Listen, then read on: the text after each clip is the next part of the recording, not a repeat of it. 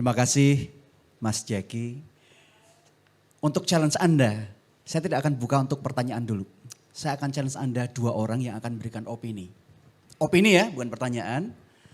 What do you think about entrepreneurial marketing? Apa yang Anda pikirkan tentang dari paparan baik Pak Hermawan, Pak Tony tadi, juga Mas Jackie. Apa yang Anda pikirkan tentang entrepreneurial marketing? 2 orang. Silakan. Oh, saya dapat yang ibu dulu berbaju hijau, baru ibu yang pakai baju abu-abu lengan panjang ya. Boleh sebutkan opini nama Anda, lalu opini Anda, silakan.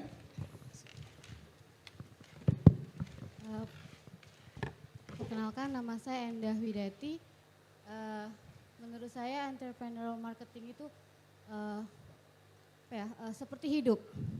Jadi waktu saya kuliah, profesor saya selalu bilang marketing is the same as the life. Jadi setiap tahapan dalam kehidupan itu proses marketing. So begitu buku ini keluar, sesuatu yang menarik buat saya adalah bahwa apa yang saya pelajari selama ini dibahas semua. Dan mencoba untuk menjadi seorang pengusaha dengan mindset marketing agak sulit. Terutama bila kalau kita menggabungkan kemampuan marketing dengan kemampuan financial. Jadi dulu profesor saya selalu bilang orang marketing itu multi talent. Dia harus bisa marketing, dia harus bisa produksi, dia harus bisa keuangan, dan dia harus ngerti bagaimana mendapatkan sumber daya yang maksimal. Terima kasih. Tunggu dulu Mbak, apakah maksudnya seorang marketer itu lebih mudah menjadi entrepreneur? Enggak selalu. Enggak selalu? Ya, karena buat saya seorang marketing yang sukses itu bisa mendapatkan konsumennya dan mempertahankan konsumennya. Oke, terima kasih. Sebelum saya yang kedua ya, Mbak tahan yang di belakang, baju hijau. Saya ingin komentar dari atau opini dari Mas Jackie, silakan Mas. Ya, baik, terima kasih atas opininya. Memang itu yang menarik ya, bahwa orang marketing lihat marketing dalam suatu perspektif yang sempit. Padahal marketing luas banget sebetulnya. Saya boleh bercanda dikit ya, kalau kita lihat ilmu paling tua di dunia sebetulnya adalah ilmu pemasaran, tepatnya sales. Karena apa? Waktu itu ular itu dari zaman dulu Adam dan Hawa, ular itu sudah menjual ide makan apel dong. Itu dari zaman dulu, itu luar biasa banget tuh. Meskipun dia menggunakan marketing dengan cara yang salah gitu ya. Dan Eva waktu itu, wah ya juga nih, good idea. Lalu dia makan apelnya. Itu ilmu pemasaran, dari dulu sebetulnya sudah ada. Cuman baru diformalkan belakangan ini kan. Nah kembali lagi tadi, memang benar bahwa kalau kita lihat dalam banyak aspek hidup kita tuh full of marketing flavor sebetulnya ya. Kita ngelamar sekolah itu berarti kan kita tertarik dengan apa yang di offer sekolah itu, ya kan? Kita punya ide, kita share, itu memarketing ide. Banyak sekali yang kita lihat. Dan memang kita harus bisa mengonvergensikan banyak faktor dalam pelaksanaan marketing itu sendiri. Terima kasih banyak opininya. Ya, terima kasih. Kesempatan kedua untuk Mbak berbaju hijau, boleh berdiri supaya tahu. Ya, silakan. Terima kasih, nama saya Puri. Kurang jelas mikrofon. Halo. Menyimak dari apa yang telah di-share dari pembicara, ada 2 hal yang saya bisa belajar. Yang pertama itu tentang entrepreneurial dan yang kedua tentang marketing. Dan selama ini mungkin banyak berpikir bahwa kewirausahaan dan marketing itu sama atau mirip, ternyata beda dan masing-masing punya keunikan sendiri. Dan seperti yang Mbak sebelum saya bilang, banyak sekali filosofi hidup yang bisa diaplikasikan di kedua hal ini, dari entrepreneurial dan marketing, dan juga sebaliknya dari filosofi marketing dan entrepreneurial juga bisa diaplikasikan untuk kehidupan. Baik, terima kasih. Menanggapi Mas Jackie? Iya, jadi kalau kita lihat ya, orang juga sering salah persepsi bahwa namanya entrepreneurship itu adalah pengusaha, enggak juga. Entrepreneurship adalah pola pikir, mindset sebetulnya, yang bisa dipakai oleh siapapun. Presiden kita Pak Jokowi itu entrepreneurial banget, ya kan? Tapi dalam konteks pemerintahan. Di UI saya nemukan banyak sekali beberapa dosen yang profesor bahkan yang sangat entrepreneurial. Contohnya misalkan Prof. Dorojatun Kunchoro-Yakti. Itu very entrepreneurial. Wah, bangun network ini, taking risk ini, wah berani bicara. Itu taking risk dia. Lihat opportunity dia, bangun network itu entrepreneurial. Tapi dia dosen, dia profesor. Seperti itu. Ada juga musisi misalkan yang sangat entrepreneurial. Teman saya Bujana itu musisi beneran. Tapi dia entrepreneurial, wah network ini, bikin ini, karya ini, menjual idenya dan sebagainya. Entrepreneurial dia, berani take risk dan sebagainya. Jadi sebetulnya entrepreneurship bisa dipakai oleh siapapun. Oleh siapapun. Bukan hanya oleh pengusaha yang punya bisnis sendiri. Faktanya yang business owner kadang-kadang kalau nggak ada entrepreneurship-nya nggak jadi kok dia. Nggak maju-maju kok bisnisnya. Seperti itu. Jadi kalau kita lihat itu adalah pemahaman yang mungkin juga ingin kita luruskan dalam buku ini. Itu orang profesional itu bisa menerapkan entrepreneurship. Yang sering kita kenal dengan istilah intrapreneur kalau di perusahaan, kurang lebih seperti itu. Makasih. Baik, terima kasih. Sekarang saya buka untuk 2 orang bertanya. Langsung ya, ditujukan kepada siapa? Oh, boleh beri kesempatan yang lain dulu Mbak? Oke, di belakangnya saya lihat ada satu lagi. Kalau nggak ada boleh tadi Mbak lagi ya, berarti 1 dan 2. Silakan ditujukan kepada siapa, pertanyaannya apa? Oke, baik. Assalamualaikum warahmatullahi wabarakatuh. Perkenalkan nama saya Pinkan. Saya ingin bertanya kepada Pak Hermawan, apa yang menjadi penghambat Bapak pada saat menciptakan karya Bapak ini dan bagaimana Bapak mengatasi bagaimana cara Bapak mengatasi itu? Terima kasih. Waduh, saya ini enggak kuliah soalnya, aku enggak lulus soalnya. Enggak lulus itu dorongan untuk enggak kalah ya. Tadi kan sudah bilang triple minority itu, saya dihargai di ITS oleh rektornya waktu itu dikasih doktor honoris causa karena justru triple minority. Chinese, Katolik, tidak lulus. Nah jadi kalau saya mayoritas dalam 3 hal itu mungkin saya tidak kayak gini loh. Jadi dorongan orang Padang di luar Padang itu lebih gede drive-nya daripada orang Padang di dalam Padang. Biasanya gitu ya. Tapi di Jakarta ini saya mengingatkan semuanya jadi minoritas loh. Semua suku datang ke sini minoritas dan jangan lupa mayoritas minoritas itu bukan menyangkut suku dan agama dok sebetulnya, iya toh, tetapi menyangkut dalam segala hal. Jadi dorongan itu akan otomatis keluar kalau Anda merasa bahwa Anda minor gitu, minoritas. Saya dari guru mulai Mak Plus ini 33 tahun lalu di Surabaya. Terus gimana? Enggak punya, enggak dididik jadi entrepreneur dan sebagainya ya. Ngawur aja sudah, dicoba aja dah. Ngawur terus jalan. Jadi jangan takut untuk jalan tapi kalau salah ditarik kembali wis, ngono ae wis. Dan dorongannya dari mana ya? Waktu mandi biasanya keluar ide baru. Waktu ngobrol, kalau saya sambil ngobrol sambil keluar. Saya enggak bisa kalau enggak ngobrol. Jadi buat saya sebagai konsultan 33 tahun saya harus datang ke tempatnya orangnya untuk ngelihat keluar ide itu. Terus idenya dibicarakan kalau oke barusan disurvey gitu. Hipotesis kan itu. Nah ini untuk Pak Direktur ini, untuk Pak Dirjen ya. Saya enggak tahu kebudayaan ini asik loh Pak. Ini banyak yang harus dibantu oleh Dirjen Kebudayaan karena ini masalah budaya. Sebetulnya gini Pak. Orang Bali itu kreatif Pak. Sudah tidak usah sekolah seni Pak. Sudah bisa nari semua, sudah bisa matung semua dan sebagainya. Tapi kenapa kok kadang-kadang tidak inovatif? Yang disebut inovatif itu adalah betul-betul ide kreatif itu menjadi satu solusi yang disukai oleh customer dan dia memenangkan persaingan dibanding kompetitor. Jadi katanya ini dibenahi sama orang bule sampai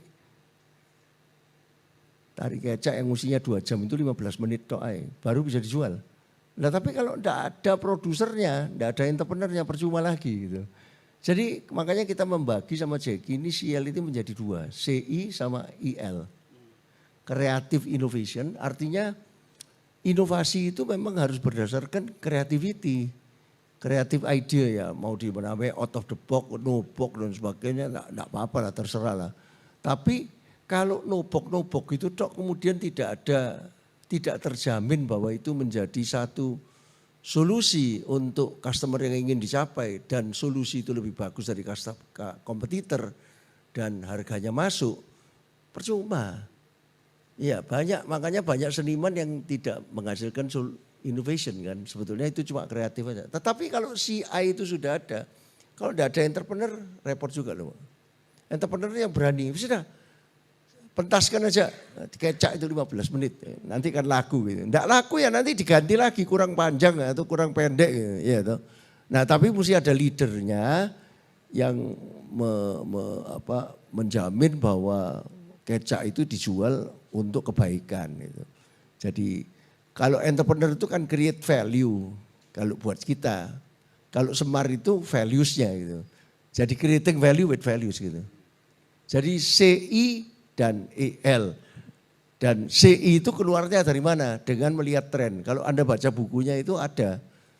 Jadi kalau Anda mengamati, iya ya, teknologi itu sekarang dikuasai Cina ini kelihatannya ini, AI ini. Terus keluar apa? Ya wis anakku tak sekolah no sana ya wis. Itu saya langsung bilang sama anak buah kita satu, kamu masih muda umur 22 sah, kamu enggak usah tak sekolah no di Amerika. Belajar Mandarin masih nututi kamu, supaya dunia ini seimbang. Kita ini kan dijajah barat ini Pak, otaknya ini. Banyak literatur Cina yang kita enggak baca. Periplus itu enggak jual buku Mandarin Pak ya, mesti jual Pak mulai sekarang. Karena penggemarnya makin lama makin banyak dan memang harus. Jadi supaya otak kita balance. Nah sayangnya kan sial itu, ya sial ya PIPM itu barat semua itu. Mesinnya barat, kemudian sing kreatif ya Silicon Valley. Nah terus ASEAN ini kemana gitu, ya toh. Mestinya kan Asia itu apa ya, kalau PIPM ini diambil mesin ya sudah. Sialnya itu anulah Asia gitu. Saya sekarang mempersatukan energi of Asia ini lewat Asia Marketing Federation dan Asia Council Small Business untuk menggerakkan supaya ndak minder gitu loh, ndak kalah. Ngomong Inggris gak iso wis wedi. Inggris saya ini sama sekali tidak sempurna, ngawur-ngawur ini. Tapi yang penting kan idenya diterima ya. Memperjuangkan ide. Jadi adik-adik yang di sini yang masih muda-muda ini anggota klub ini kayaknya Periplus ini yang asli itu kayak gini. Jadi seneng bahas buku ya. Makanya sebetulnya mesti lebih diskusi. Saya seneng lihat ini karena tidak pernah datang aku nek. Periplus ini tidak pernah datang. Kelihatannya ini Pak Yudo ini bagus ini. Tapi biasanya tempatnya kecil jadi hangat gitu terus. Ya ini cuma sekali ini ya. Nanti kalau di sini terus nanti tidak jadi diskusi buku. Nanti jadinya peluncuran. Jadi peluncuran pakai musik apa gitu. Jadi saya senang, terima kasih ya ditanyain. Tapi kalau bisa tanya Jackie aja, jangan tanya saya. Tadi kayaknya ada pertanyaan kedua ya sebelumnya, atau sudah terjawab? Sudah, ayo langsung silakan. Sebentar ya Bas ya, satu dulu. Oke, ya. Untuk Pak Jackie, mungkin saya bertanya yang pertama, pertanyaan saya adalah, saya sudah lihat ada banyak buku tentang entrepreneur marketing di luar sana. Poinnya adalah apa perbedaan buku ini yang paling mencolok dengan buku yang sudah banyak beredar. Mungkin satu lagi untuk Pak Hermawan, kebetulan beliau adalah idola saya dari 2004, pertama kali saya menulis skripsi saya. Yang ingin saya tanyakan adalah bagaimana atau pertimbangan apa saja pemilihan Punokawan ini, terutama kalau tadi mendengar penjelasan rekan Bapak, sepertinya tokohnya ada yang kebalik Pak. Menurut saya ada yang kebalik. Petruk ya kalau tidak salah yang memiliki 3 kekurangan mungkin lebih cocok di entrepreneurnya. Di entrepreneurnya. Kemudian yang mau saya tanyakan ke Pak Hermawan adalah pemilihan Pandawa yang bagian bawah itu Pak. Gitu pertimbangannya apa? Terima kasih. Oke, saya singkat saja. Tadi saya sempat singgung bahwa sudah banyak memang entrepreneurial marketing ya, tapi itu benar-benar hanya literally hubungan entrepreneurship sama marketing, that's it. Tapi tidak mengonvergensikan banyak sekali dikotomi-dikotomi yang lain di dalam perusahaan, itu yang pertama. Kedua, kita lihat juga bahwa apa yang lama itu tidak holistik dia. Seperti masih fokusnya di marketing lalu dijalankan secara entrepreneurial seperti itu. Bukan mengonvergensikan banyak sekali cluster-cluster, bahkan tidak menyinggung antara marketing dan finance, teknologi dengan humanity. Oleh karena itu di buku ini kita memberi penawaran baru bahwa ini adalah pendekatan entrepreneurial marketing yang lebih holistik. Yang kita sebutnya jelas-jelas disebut dalam buku itu adalah sebagai the new genre of entrepreneurial marketing. Generasi terbaru dari entrepreneurial marketing. Dan kita juga menjelaskan di buku itu bahwa kita tidak bisa lagi hanya mengacu pada pendekatan yang legacy atau legacy marketing.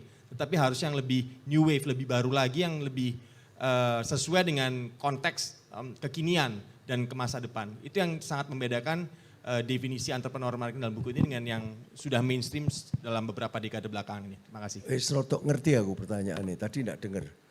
Mana Omni House Model ya. Jadi buku ini mengkonvergensikan banyak dikotomi yang tidak dilakukan oleh buku lain.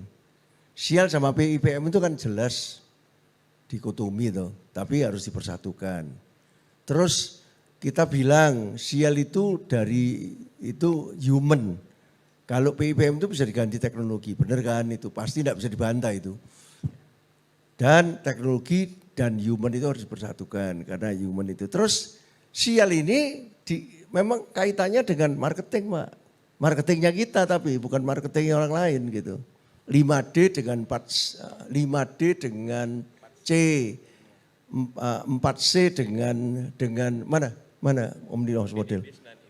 Itu 5D dengan C. Tapi terus nyambung sampai finance ini. Kalau kita bisa melihat tren 5D, umpamanya teknologi menuju ke situ. Jadi kalau gitu kita punya ide apa itu? Nah ide itu harus bisa meningkatkan produktivitas. Yang harus bisa diukur dengan balance sheet. Balance sheet itu artinya apa? Asetnya lebih kecil tapi bisa menghasilkan output yang sama atau lebih gede. Jadi ini rapi nih dari sini sampai ini. Jadi marketing dan finance itu juga 4C itu. 4C kalau Anda baca buku-buku kita, company, competitor, customer, change. Itu harus terus sampai income statement. Kita sudah ada tapi pelurunya enggak dikeluarin semua di episode 1. Disimpan, Pak. Iya toh. Jadi disimpan untuk buku ketiga nanti. Balance scorecard itu kan gitu ya. Terus itu PDB, positioning, different branding. Kalau seorang entrepreneur menentukan ini diferensiasinya. Nekat kan itu? Ya karena enggak ada yang rumus yang benar diferensiasi itu mesti kayak apa. Itu mesti bisa menghasilkan cash flow lebih bagus. Dan kalau 9 elemennya bagus, STP, DMS, BSP-nya bagus, market value dari perusahaan itu mesti bagus. Dan ini kita trying to link each other. Nah ini sudah ada, dasarnya ada. Nah ini kalau di perguruan tinggi yang tidak, kalau kita ini kan ngawur. Tapi kalau yang jelas itu enggak berani ngeling-ngeling ini. Ngeliati jurnalnya sudah ada enggak sih ngeling. Nah kan tadi jurnal kapan? Ya Pak Adi. Jadi ini Pak Ade Zakaria minta maaf loh ini profesor ini. Jadi saya ini ngawur aja cuma pakai ilmu gadok. Kemudian aku jelasin sama konselor. Loh ini kan betul toh logik toh. Nanti tinggal dicari buktinya. Ini satu-satu ini jadi doktor ini Pak. Tesisnya ini jadi doktor tadi. Saya udah perlihatkan ini sama beberapa PTN. Wah ini dokter ini bisa ini Pak. Cari. Kan gampang dicari-cari. Ini enggak pas ya dipaskan dengan bisa itu. Ya toh angkanya dicari-cariin aja yang pas. Jadi saya itu mengambil risiko ya kayak begini ini. Tapi gimana itu caranya meyakinkan publisher Wiley sekelas Wiley dan meyakinkan Philip Kotler itu enggak gampang itu dua ini. Itu karena koneksi, karena macam-macam itu sudah. Karena histori, karena laris 27, 25, 24 dan ini sekarang meledak ini. Jadi belum terbit sudah 2 bahasa. Dan tadi barusan seneng dapat berita lagi, ini barusan 2 minggu, nyetak lagi nih. Ini lebih cepat lagi dari marketing 3 4.0 dan 3 and 4 and 5. Dan berita nanti kita mengharapkan berita gembira lagi Desember buku saya dengan Iwan keluar marketing 6.0. Jadi 1 tahun 2 kali loh ini. Jadi nanti kalau Mei jadi draftnya saya tinggal monitor aja sama Iwan sampai mana. Bisa Pak. Jadi kita mau memecahkan rekor Desember nanti Wiley menerbitkan lagi buku kita yang kedua. Ya buku ke-12 buat saya, Marketing 6.0. Namanya Meta Marketing. Jadi ramalan ketika metaverse itu terjadi, prinsip apa yang harus diperhatiin gitu. Ya nekat ya. Jadi ya ini Pak. Ini supaya bisa menginspirasi yang ada di sini yang muda-muda itu. Ayo, jangan karena bahasa Inggrisnya kalah kemudian wedi, enggak usah. Ya, itu aja tambahan dari saya. Ini masih lama loh dibuka puasa. Tinggal sekian menit Pak. Setengah 6 ini masih Pak. Iya. Kalau boleh Mas yang tadi mau bertanya, mohon maaf tidak bisa, sudah habis waktunya ya. Nanti bisa habis ini karena kita mengejar waktu untuk buka puasa juga. Waktunya untuk kita ya. Ya. Lalu untuk closing remark saya minta bisa short dari Mas Jaki dulu baru Pak Herman Kertajaya. Lalu nanti saya akan tutup. Silakan. Ya, baik, terima kasih. Jadi sebetulnya closingnya simple saja. Ini kita masuk ke next curve. Jadi ini kita belajar dari pepatah dari Afrika. Yang saya suka baca bahwa setiap pagi itu ada rusa yang bangun tidur. Dia harus bisa lari lebih cepat dari harimau atau singa yang paling lambat. Kalau enggak dia dimakan singa gitu kan. Pada pagi yang sama ada singa yang bangun juga. Dia harus bisa lari lebih cepat dari rusa yang paling lambat. Kalau enggak dia enggak bisa makan, kelaparan. Tapi lessons-nya apa? Kita enggak peduli kita tuh singa atau rusa atau apapun. Begitu matahari terbit kita lari gaspol, udah itu aja. Kalau enggak kehilangan momentum, mungkin itu. Terima kasih ya. Pak.